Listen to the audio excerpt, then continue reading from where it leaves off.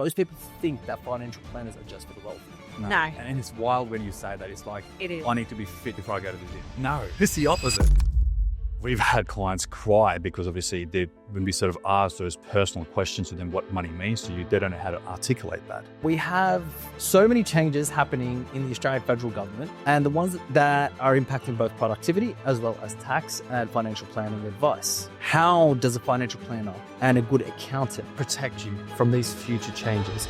Welcome back to the Finance Show with Joe. As always, I am your host, Joseph Dowd. Today, we are joined by two powerhouse guests, Regmi and Malissa Vargas. Ray is a senior financial advisor with over 21 years experience in the industry. Melissa has spent over 32 years in the lending industry. In this conversation, we're going to unpack a bunch. Why Australia might not be as productive as it was previously, and what the potential of an increase in GST could do to the everyday Australian. As always, guys, the information displayed in this episode is general in nature, and should you need specific advice for your personal situation, please speak to your financial advisors. Ray, Melissa, thank you so much for coming on. Thank you, Joe. Thank you for having us. Thank Excited you. to be a part of it. Wow, what an introduction. I know. We've got two great people here I've got to introduce.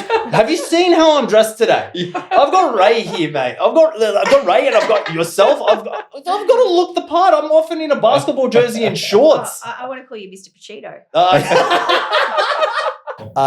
Ray, I want to start with yourself. You didn't start off initially as a financial planner. Am I correct in saying that? You're absolutely right, Joe. So when I first started out my career, I was always sort of bogged down from my parents to go, you've got to be a good accountant. And I think it sort of was ingrained for my mum and dad at that point to go, I think you need to study accounting. Yeah. You're going to do really well at it. So like, okay, I'll give that a go. So I did. And soon I realized when I was sort of about to complete my second year of university, this is not for me. But whilst I love it, look, don't get me wrong, I love numbers and I love creating tax strategies. It just wasn't my pathway. I needed more. Mm-hmm.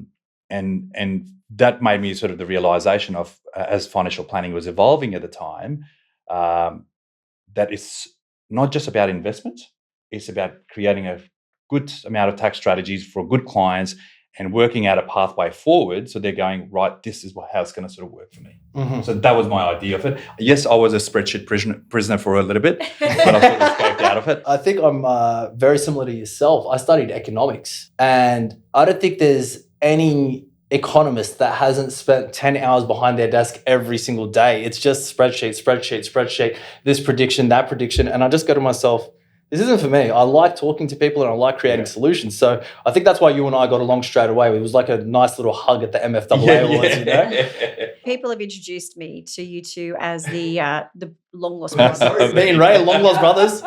Yeah. That I is was told that you're the younger version of Ray, or Ray's the younger version of you. It depends on the day. That is nothing but a compliment. So I don't know about that. if people are saying that is nothing but a compliment. So I will take it. I don't take compliments well. You can see me. I'm starting to go red in the face. But I will, for our listeners, I will accept that today. Melissa, you've come from my world. You've actually come from the world of lending. Yes. I think 32 years working in the lending space. Yeah, I started when I was 1. Okay. Absolutely. I hope there's a good lens on this camera. So basically, not dissimilar to Ray, or very different to Ray, but not dissimilar, where I started my degree in law and realized very quickly that this was not for me. I worked in a law firm while I was doing it, and it was the most horrendous experience. I was like, yep. So I deferred for a year, ended up working in auto, started out selling cars for a bit of fun. A very wise, fun man said, Mel, come and sell cars for the summer. And I'm like, women don't sell cars. We're talking in the 90s. Mm-hmm. And he's like, that's what will make it fun. So I sold cars, and very quickly I had an aptitude for finance, and I transitioned into finance, and I worked in asset for a really long time. You know, I worked at BMW for, you know, in varying capacities for close to 20 years of that. Then transitioned into broker and into partnerships, because everything that I've ever done has always been about relationships. So partnerships was a very organic thing for me to move into. Do you know what I love that you mentioned partnerships, because many people work at the bank and they think that being a broker is transactional, because they see a client once, they hear about a client once, and then they go, oh, okay, that's it. Yep, that client's done. When you're a broker, you almost move into that accounting, financial planning space You do. because You you have to manage the book, Yeah. Particularly as an Yeah. asset broker. especially with asset broking. Correct. Because asset broking is all about business. Correct. And when it comes to business, you need to make sure and you need to ensure that if you're selecting the correct product for one of your clients, they're able to grow their business. Yeah. We don't want to impact their cash flow. That's where you guys come in. Correct. Exactly. But we also want to make sure that they're able to grow in the long run. So I think a little tidbit of advice and why I said if you're a broker, you need to listen to this episode. Ray and Malissa create relationships and maintain those relationships and the values that they bring to the table. Because when you have those types of things, that's what makes you a long-standing broker as opposed to somebody that just relies on transactions. Can I just say, like, for me, the transition and, there's been a lot of changes in industry over the last, 30 years. And the one thing that has traveled with me from day one to now, and will travel with me forever, is transactions are transactions. And, even back in the 90s, anyone can buy anything from anywhere. But what people buy are an emotion and a feeling and a genuine authenticity. And if you can do that and do it with all your heart, you will always be successful. And people will follow you. Like, I've got clients, I haven't written asset finance for a long time, but I've still got clients that I've had for over 25 years. Like, hey, Mel, I need a new Ferrari, or I need a new Porsche, I need a new boat, or I need a new whatever it might be. Where do I go? Those two? Sorry. But they're the kind of clients that I used to deal with because I worked in luxury. I was very lucky from a very young age, and I've seen a lot of colourful things. And compliance wasn't a thing back then, so assessing those things was much easier. But they'll still ring me and go, where do I go? Because now compliance is so tight. They want to go where they know it will work, where it will fit. And who's going to look after them in a really genuine way? But again, everything circles back to relationships. Everything. So how do you continue to level up the individuals within Ryker? Sometimes, you see people, they're just trying to get a statement of position or a statement of attainment over the line, but it might not be ethical. I'm just talking about previous experience and what I've seen in other shops. So how do you continue to enforce those values? So I think you start from a very grassroots level of what the client's about. You want to understand their relationship with money, and the relationship with money for each individual client is very different.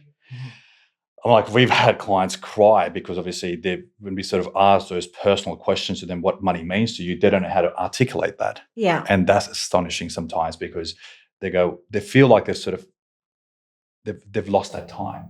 They've lost that way of how to manage money because no one's sort of educated them, and it's always been about transaction after transaction. And that's not what we were about. So we would sort of really go from the grassroots level to sort of go, let's understand what are you trying to do, what are you trying to achieve with money, and then we can sort of build on what you're trying to do and what tax strategies we can look at. What is the investments you want to buy? You want to buy 3 properties, 4 properties. What does that look like? Is it even attainable?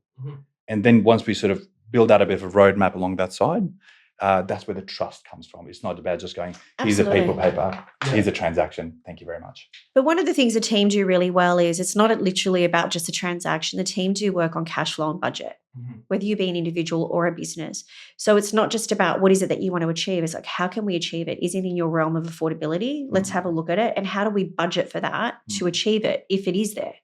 And if it's not, what do we need to do to help you strategize to potentially achieve that?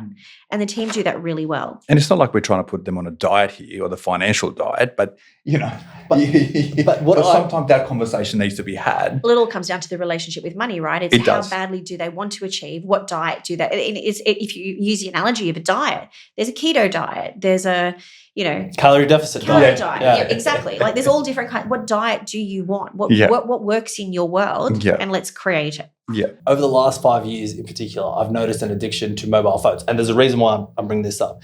Every single time I'm on Instagram, once I view 3 or 4 stories, I get hit with an ad.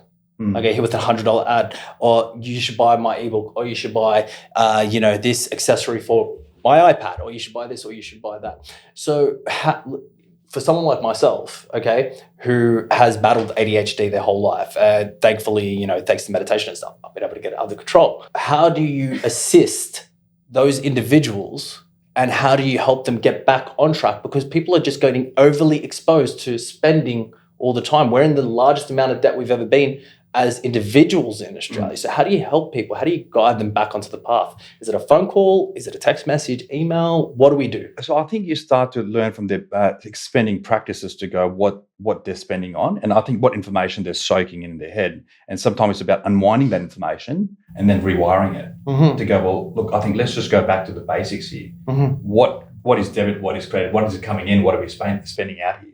Yeah. And sometimes, And what do you want to achieve though? exactly, but also is what is your budget telling you? What is your cash flow telling you here? Yeah. And sometimes there's a moment of realization to go, oh, I'm spending more than I actually. Yeah.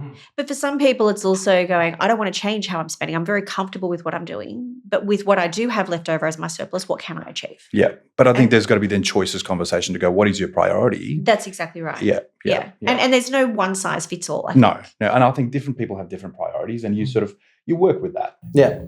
And you will try to sort of make their goals and tax position achieved based on what they're after. Yeah. I like that a lot. It's making sure that you're fitting around them, but also pushing them towards their goals.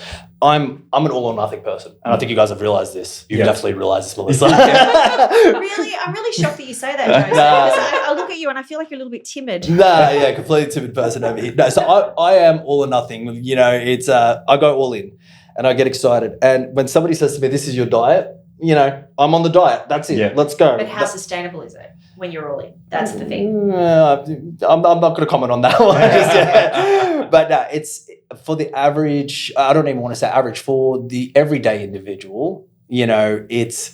I see what you guys are saying, and maybe I do have the discipline to go on a crash diet or something like that. Yeah. How do we guide people back on that sort of thing? Like, do you know what I'm saying? Yeah, no, I do. And look, if I could speak for Ray and, you know, have a different opinion, absolutely. But when I listen to Ray say all the things that he says, and I listen to the team do the things that they do, I think there are two parts. There's guiding and there's also listening.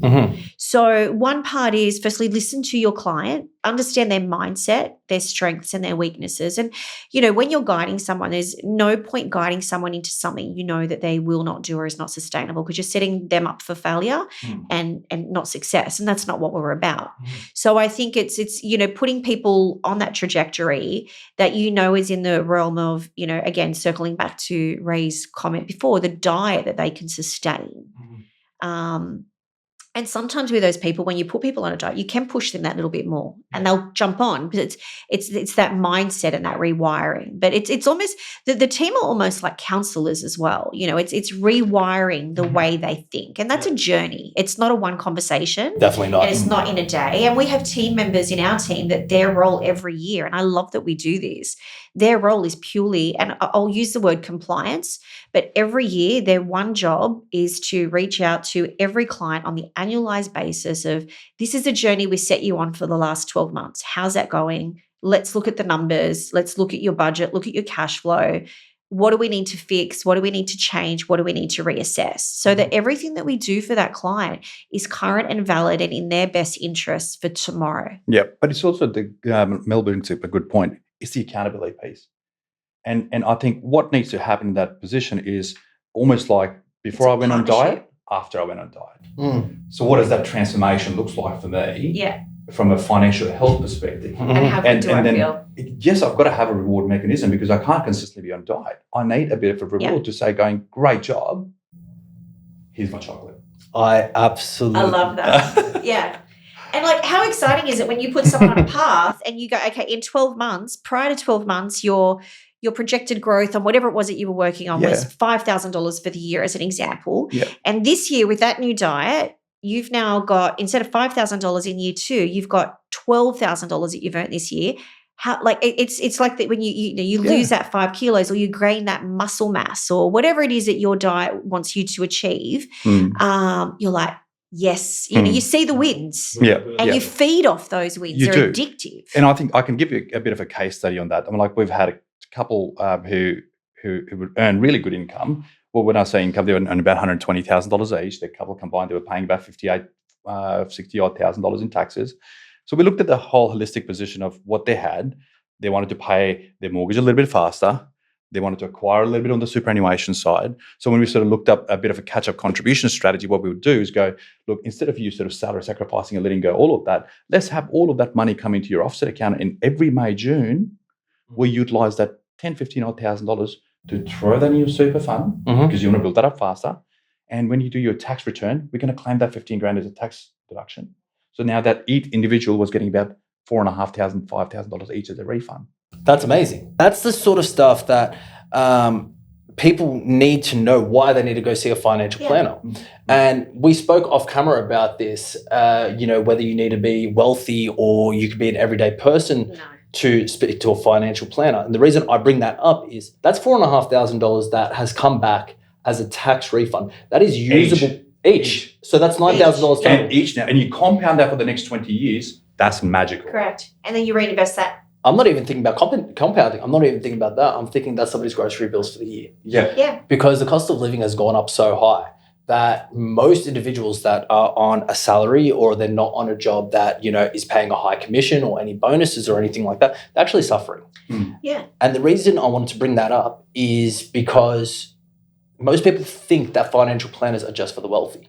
They're not. No. And it's wild when you say that. It's like, it is. I need to be fit before I go to the gym. Yeah. I'm like, no. It's the opposite. It's the opposite. Yeah. So I'm going to tell you my story. And I love the fact that you guys keep bringing up the gym. I used to be 131 kilos, dropped it all naturally. One bodybuilding competitions got down to like 80 kilos and all that sort of stuff. Congratulations. Thank you. But the reason I bring that up is because of the discipline. It's hard work. But I walked into the gym and when I was 131 kilos and people were more happy that I was there than upset that I was there. I'm a rookie. I couldn't bench 5 kilos. I could not lift myself off the ground. Like that's how heavy I was. But people were so excited to help me out. And I think that's the same with the financial planner. If somebody comes to you, and I think I could especially, like I see it in your face, and you've been doing this for how long, Ray? I've been in financial service for almost 21 years now. So for 21 years, for somebody to be in this industry for 21 years and still display that level of excitement. He gets so excited. And that smile to help someone, the really individual is the best thing in the world. And now let me go back to my question. I will talk a massive roundabout on that one. That's all right. Someone being, they don't need to be wealthy. We've said, as you said, you'd go into the gym, you don't need to be fit to go into a gym. You don't need to be in particular shape. You just need to go to get started. You just need to start. Now, I want to talk about a particular case study that you guys have, and that was about a single mom. Yeah. And the reason I'm bringing up the single mom is because the divorce rate in this country is higher than it's ever been. Okay?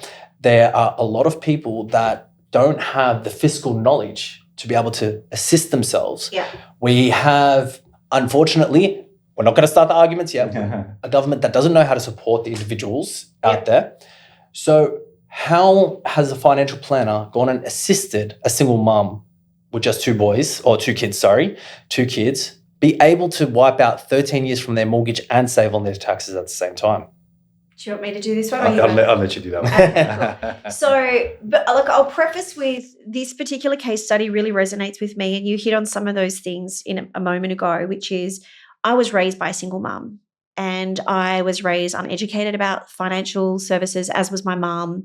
We lived week to week. We lived in housing commission. And, even for my mom now to this day, like she lives week to week and it's a struggle. To hear that we have a team of advisors at Ryker that look after everything from the example we're about to talk about right through to your ultra high net worth clients. And the fact that this particular case study, for us as a group, we celebrated it. It really rings true that you're in the right place in the right environment. And basically what it is one of our advisors, Dean, he had this lovely lady come to him going, I'm in my mid-40s, I have a mortgage, I have 2 kids, I'm a single mom, I have an average income, I'm never not going to be able to stop working and I'm never going to be able to finish off this debt, and God forbid anything happens to me. I've been paying off this debt forever and I've got nothing to leave to my kids. I'm not protected in any way that they have something should something happen to me. So Dean sat down with her and he had a look at it. And, you talk, we come from the world of brokers. We talk about money-making exercises. This was not a money-making exercise, and that's okay, because it's good to give back and it's good to understand that things that are good for other people are good for everybody. So what he did for her is he can't change her salary. He can't change her investment portfolio. She doesn't have any of that. So it's about looking at her world, how it's fixated, and how does he make it the best that he can be? And what he did is he went through her cash flow, he went through her income, he went through her budget, gave her a diet that she can sustain. She now will have a mortgage where she was like, I'm never going to end this debt. she will have it paid off in 13 years Wow. within the budget that she can do.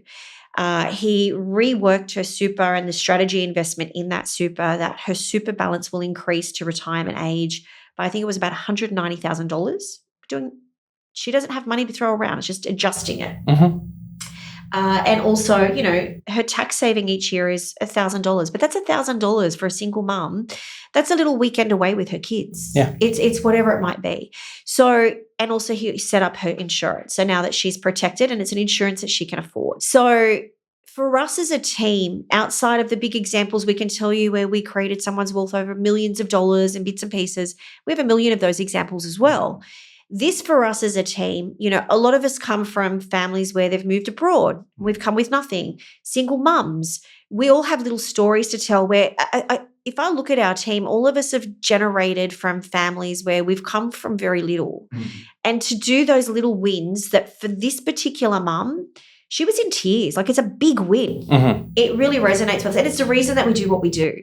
Like there's big successes and little successes. Those little successes are sometimes the most rewarding. And I think it was powerful that Dean used some of the strategic strategies for compounding that work both against you as well as for you. Mhm. So just recognizing those key components where it's working against you and for you, and then how do you sort of collaborate a strategy on those? Yeah. Yeah. That's quite powerful in that example. Sorry, No, don't say sorry. Absolutely. And the thing is, I will use this example for years to come. And, like in my career, there are different stories that I have and I use them over and over and over. And it's not because they're powerful to tell a story. They're powerful because they're real emotions. They're real people and they're genuine outcomes, And as you said, we have a government that is not necessarily looking after the people with low incomes well. It's nice that we can do that. And, it's circling back to what you're saying is there is a big conception or perception is the right word, that you have to be wealthy to have financial planning or financial advice or a strategy. Two things. One is if I was chatting with brokers and they're like, oh, really nice to meet you, love what you do. When I've got someone to refer to you, I'll give you a call. It's like, how does that work? I actually said to one broker, I go, explain that to me. What do you mean by when you've got someone to refer you or refer it? And they're like, well, when I see an opportunity, I'm like, how many loans do you settle a month? They're like 4. I go, you got 4 opportunities. Yep. Because those all 4 clients have super, paying taxes. Right. It bewilders They have me. insurances. Now you either choose to look after that or someone else will. It genuinely bewilders me. Yeah. And I'm like, the consultation is free, Yeah. right? And that's the first part most brokers don't realize. To have advice from us from a first point of consultation, it's complimentary. And we really do understand that for clients, people get scared to have a consultation because they think, firstly, what is that going to cost? But when they then have that consultation and realize this is the potential reward that you're going to get out of it. So it's not what the advice will cost you, is what is it going to give you back? Mhm. And you've got so many examples, Ray, Hundreds of where these. someone might pay $2,000 for an SOA, but the reward on that is $10,000. Mhm. What makes more sense? I'm hearing everything that you're saying, but the thing that I loved the most was the 4 opportunities. You settle 4 clients, that's 4 opportunities right there. And the reason I say that was when I left high school, I got 3 speeding fines. Okay. I didn't want my parents to find out, and I wasn't earning much money. I was working at Foot Locker, and that was it. I walked into CBA and I got a credit card. Okay. I got a credit card, and mind you, I'm still the 131 kilo kid right then. Okay. So I got a credit card. They gave me a $5,000 limit without knowing anything. They go, yeah, here you go. And then I've spent the money, and then all of a sudden, minimum repayment was like $21, something like that. I go, yeah, that's fine. Yeah, the unrealized expense on that is craziness. So I ended up owing like $7,000 towards the end of it, And just by having that and then going over my limit and all those types of things, that really affected me. Yeah. And then once I started to get a little bit more finance acumen and everything, that's when I started to realize, hold up a second, why aren't we teaching this in school? Why aren't we teaching this to individuals? Why aren't we, programming kids? This is my favorite thing. Like, why are we learning about geology? When I'm telling you now, kids out there, they're never going to look at a rock and say, oh, it's this or it's that. But every single person at one point in their life is going to have a credit card. They're going to have a charge card. They're going to have some 100%. sort They're going to of have debt. super. Yeah, they're going to have super. they're going to have some sort of debt. They're going to be paying taxes. I have some exciting news for you. It's a perfect example of what you're saying. So my son's about to go into year 10 next year. And Does he want to be a broker? Tell him to come. What? Sorry, what was that? Anyway, Melissa. He probably does. He keeps saying, all I want to do is make money. But this year he did commerce in year 9 and he elected to do, just for clarity, there's a 200-hour course. It's very different to when we went to school and talk about units. Now it's 200 hours. What, they do work from home at school as well now? But they called it 200 hours, which was over year 9 or 10, or you could choose 100. So he did the 100 just in year 9, but now he can't do commerce in year 10. His school have introduced, and they're launching it next year, a course that's sort of like a branch off from commerce. And we were looking at his electives the other day, and we've really leaned on him to do this. And it's how to get a loan, how to do a budget, joking. how to open a bank account. What does tax mean? Yeah. When you get a credit card, what does it really mean and what does it cost? Like all of these different things. Superannuation. And it's real life Advice. And experience, like not experiences, but learnings around you're in year 10, you're about to go into the workforce and into the world. And what does this all mean for you? What does a mortgage look like? What can you afford? And I was like, how amazing is this? And the head of commerce rang me and said, Mel, I'd really love it if your son did this course. I think he'd do really well at it. So I'm like, yes. Well, he's been around it all his life, so. Well, this is the thing. And I said, this is probably one subject I can actually help you study with. Yeah. Woodwork I can't help you with. Nah. I love that. I do want to touch on something about investment properties. Now, as a mortgage broker, this is one thing that quickly, or, all the mortgage calculators have, and there's a section called negative gearing. Yeah. And because something is an investment property and there's negative gearing involved, all of a sudden somebody can afford a mortgage. All of a sudden, it's an investment loan. Now, the reason I bring that up is most people don't understand that just because something's negatively geared doesn't mean you don't have to pay for it up front with your cash flow. 100%. Exactly. It's such a misconception out there for that part. Yeah, so the reason I bring this up is when you're discussing these things with your clients, and as we talked about before, it's not always for the wealthy, it's for the everyday individual. Yeah. Are you outlining those things? Hey, just so you know, just because it can be negative geared and you can get that money back at the end, that doesn't mean you don't have to come up with the money up front. Correct. Yeah. Are we having those conversations? Investment strategies for property are not for everybody because they're not necessarily affordable because negative gearing still has to be serviced. Correct. And not only that, ultimately you have to pay that debt down because you're really losing the capital value on that property if you just keep 100%. paying the interest. Correct. Because what you're really hoping for is a capital gain ultimately. Yeah. And if that capital gain's been eaten away by all the holding costs, which is interest rates, agents' fees, insurances. So that all compounding factor comes into play. 100%. And I love that you raised it because I was actually having a conversation with someone about this just this morning and I was thinking, should have spoken to Joe about this and spoken about it for today. So we're in tune. Yeah. There we go. We're properly in line. That's it, exactly. Yeah. But it's a real thing, you know, and we spoke about this just recently in one of our podcasts where if someone has an $80,000 salary and wants to get an investment portfolio, that's great. Let's work on that. But what's your post-tax income? Yeah. How much is going to superannuation? How much are you spending on your credit cards? Are you actually spending $200 a week on groceries or is it actually $400 or something a week on groceries? But what stress are you putting on yourself to have that investment portfolio? And is it sustainable? 100%. I do want to touch on something now because as financial planners, you're often planning for the future.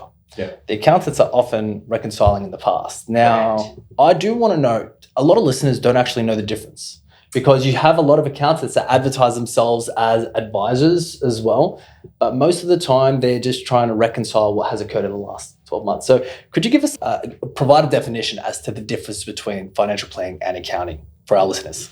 Okay, so from being an accountant, essentially what we did was we looked at the review. What I mean by that is we looked at what you've done the last 12 months because you've come to me in August, September, now you want a tax return. But essentially what I'm looking at is your past of what you have done, what you have spent on, what you have earned. And I'm going to go, right, now let's pay Anthony Albanese this amount. Oh, man, why are you guys trying to rev me up? We're trying. It's not working. Oh, no. I did like a 45-minute meditation session before this, but yes. Sorry, Joe. No, it's okay. It's okay. From a financial planner perspective, what it's about is going, and previously when I was an accountant, I couldn't talk about that because I wasn't licensed exactly to go, well, no, let's have a look at the strategy. Let's look at the 5 years, the 10 years, the 15 years. I've had clients who were really good at making money, but worse at keeping it and Yeah. even worse at managing it. Yeah. Yeah. So for me, it was like, it's wild that I can't speak about it, but how do I go about talking about it? So hence the financial planning part. So financial planning allowed me to sort of then go, right, let's look at the fast forward strategies as to what we're going to be thinking about in 2 years' time, 5 years' time, a decade, and what does that look like? Yeah. So advice is all about future planning. Yeah. Accounting is sometimes also, there can be a business advisory part to it, Yeah. which can come into play, but accountants purely look after the tax and lodgement of tax and management of tax. Advisors are purely planners. They structure out your investments, your portfolios, what works, what doesn't work. As an example, I'm like, if I've got BHP shares in my super fund, I'm hoping that BHP is going to take me to retirement. That's the wrong misconception. Yeah. You've got to look at how you invested. And at risk of upsetting the apple cart and offending anyone, and disclaimer, my husband's an accountant, so he's a very good accountant at that. We've worked in finance forever. Okay, how many clients do we know that have taken their accountant's advice and their business have gone bust because it was not the right advice? I plead the fifth.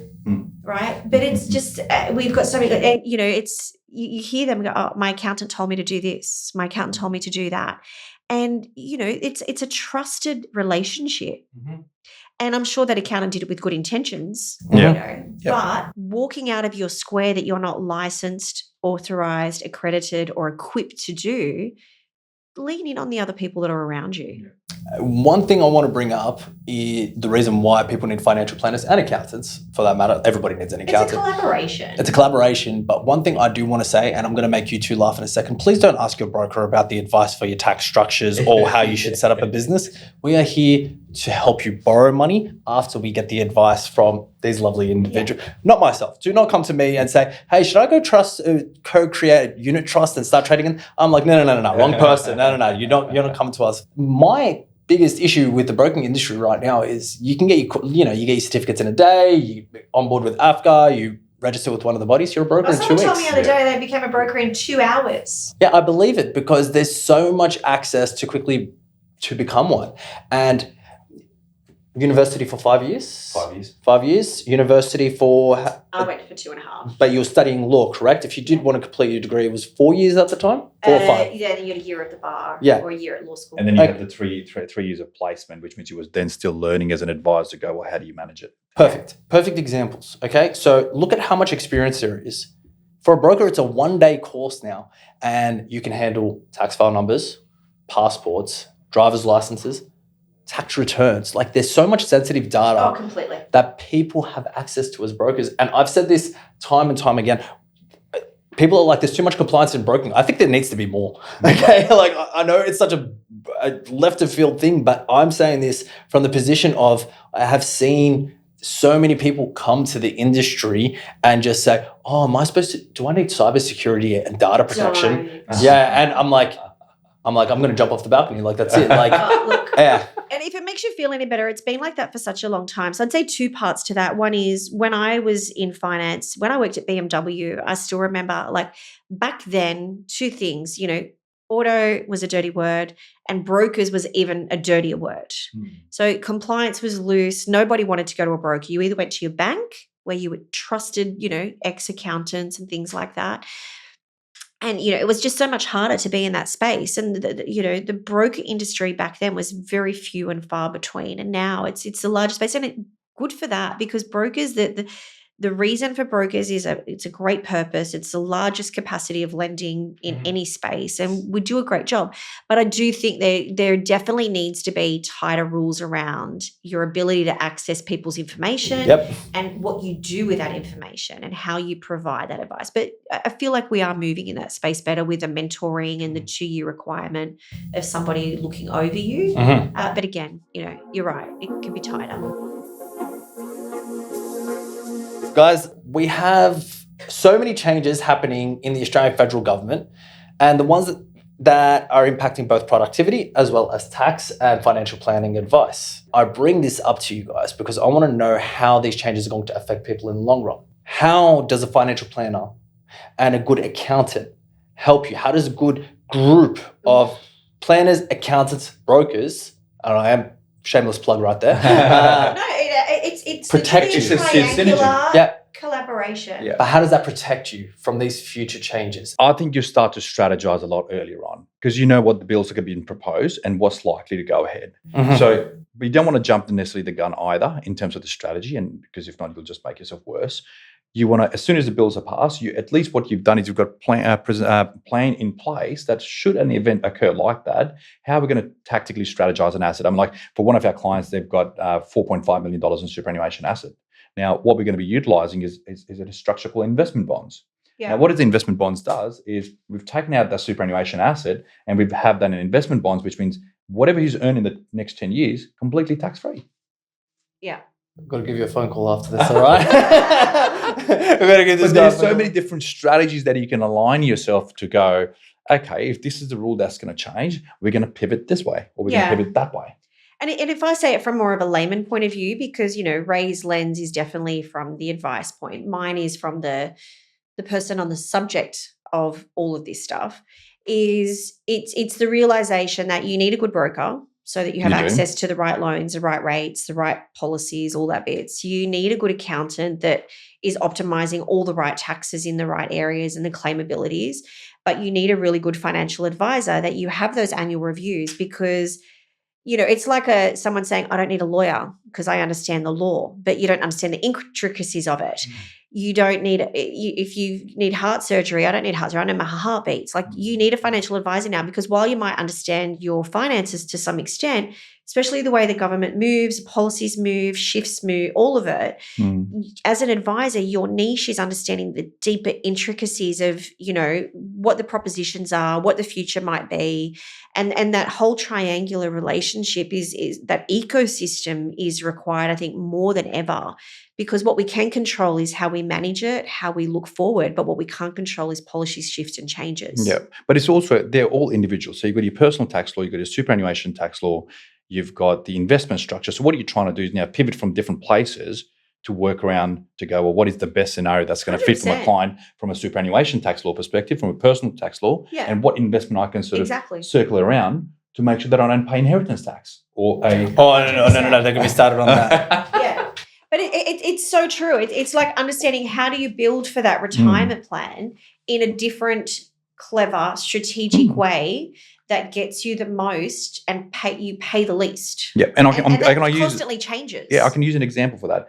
This only a couple of weeks ago, I helped my clients if they've got roughly around $500,000 each in superannuation side. Now, inside superannuation, what they call is a taxable component and a tax-free component.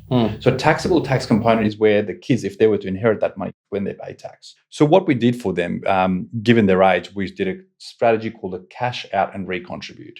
Now, we had to obviously look at what was allowed for them in terms of the ATO rules. We cashed out the super fund and put it back in. So what that allowed was the entirety of the taxable component now became tax-free. You put it back into their own super fund. So we took it out of the super fund and put it back inside the super fund. Now that's treated as what they call a non-concessional. Now in saying that when that kids inherit that money, which is up to $360,360, they've saved over $300,000 in debt taxes. See? So look at both of us. Both of us are going, okay.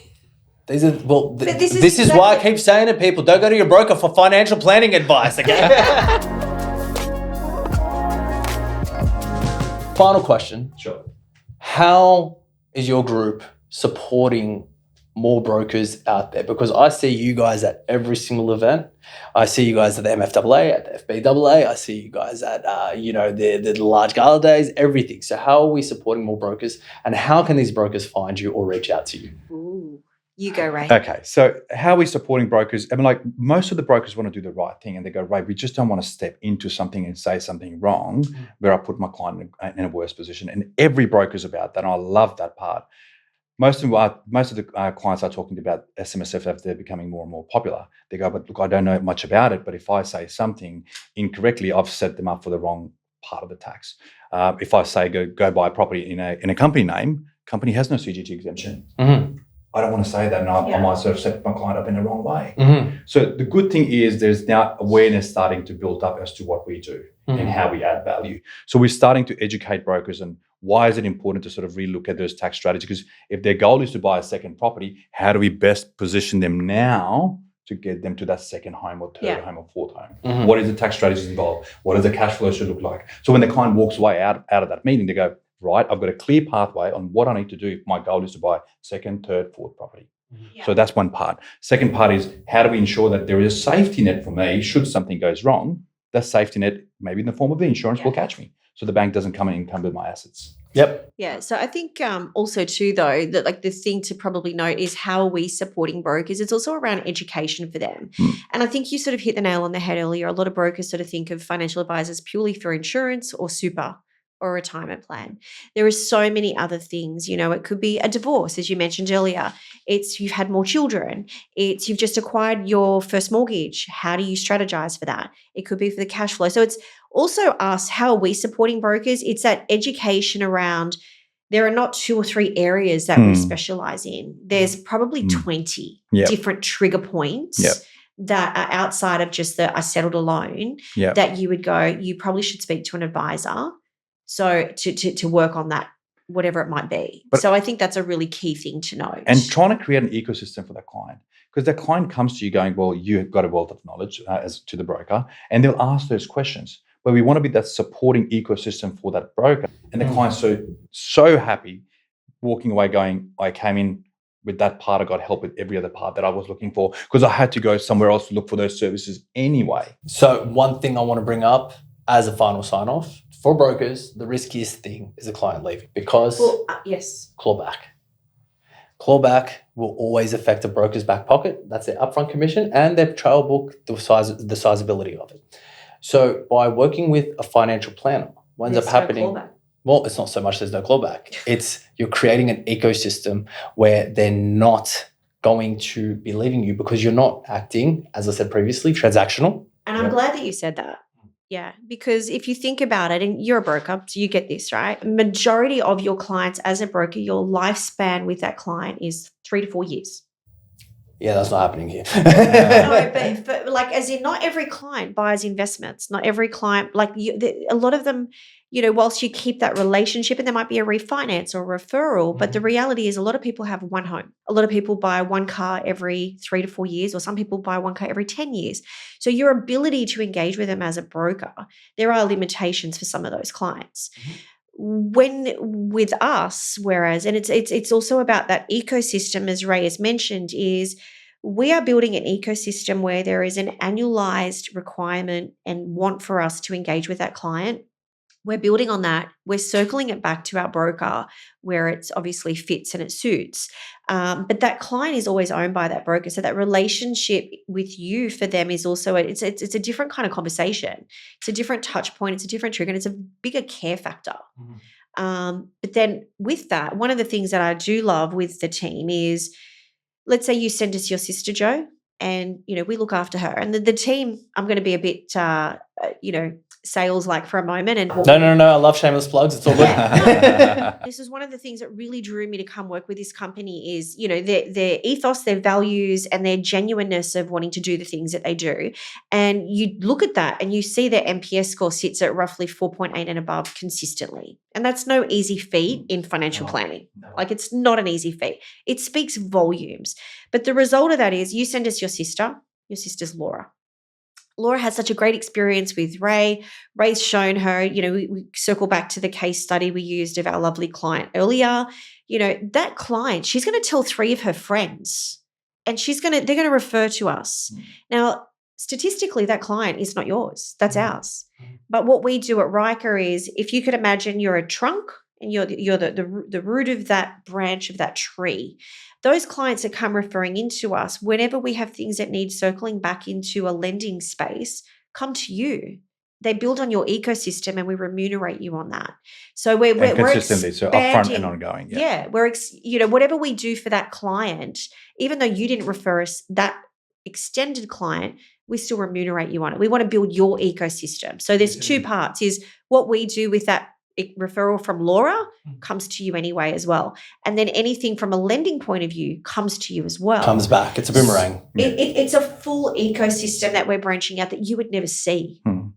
Well, we want to act as your second layer relationship manager more than anything else. Absolutely. If the client's about to make some wild decisions and about to go, well, look, I just spoke to my cousin who's a mortgage broker. Oh, God. I'm like, no problems at all. Look, whilst I'm here with Joe, and I've just done, I looked after you from Joe's perspective, I think you might want to give the courtesy to Joe as well at the same time. And the client wants to do that. It's just a matter of sometimes there's just time for. And most of the time when you circle that conversation back again to go, oh, I don't necessarily want to leave this ecosystem because you and Joe know everything about my finances. It's a much easier conversation, and I'd rather stick to it. But it's also sometimes it's the innocent of a client actually doesn't understand by talking to a different broker the impact that has on you. Yeah. From a remuneration point of view. Yeah. A lot of clients do not understand that. They don't understand that, but the truth of the matter is, you said something and I started laughing. Oh, sorry, Ray said something and he goes, I spoke to my broker, my cousin who's a broker, and my head exploded. I'm like, the amount of times I've had to tell people, guys, if somebody's at a barbecue with you, and just because they say they can get you a lower interest rate or something, and your broker has been in the game for a long time, just make sure you're doing your due diligence before you go and jump and sign a different statement of credit assistance. Yeah. Ray, Melissa, this has been way too much fun. I need to get you guys on again. Where can people find you? Well, we're usually at every event, as you highlighted, so you can find us at the brightest yellow stand. Actually, no, I won't say that because we're transitioning our brand colours. So watch the brand lift that we're having. Yeah. But you'll find us at FBAA, you'll find us at MFAA, we're online. Yep. Your website? Reach out, website. We've got a really great podcast guide. Follow that on, the Wealth Guide podcast. Sorry, no competition, but it's just a shameless plug. It's all right. It's a shameless plug. We're on Spotify. We've got a YouTube. You can find us on Instagram, LinkedIn, everywhere. Or you can Google us. Perfect. And you can Google us. And if you need any help with your lending, you can reach us at www.itsimple.com.au. We promise if you're already a broker, we're not going to steal you away from Ryker Capital, okay? No, absolutely. If you're already a client at Ryker Capital, we are not going to take you away from your broker. And if you need any help, whether it's your investment properties, you're purchasing an owner-occupied property, or even if you need to borrow in your SMSF, I know I said it before, but I still do it. Reach out to us at www.itsimple.com.au. As always, my name is Joseph Dalwood. Thank you, Ray. Thank you, Joe. Thank you, Melissa. Thank you, Joe. See you guys next time.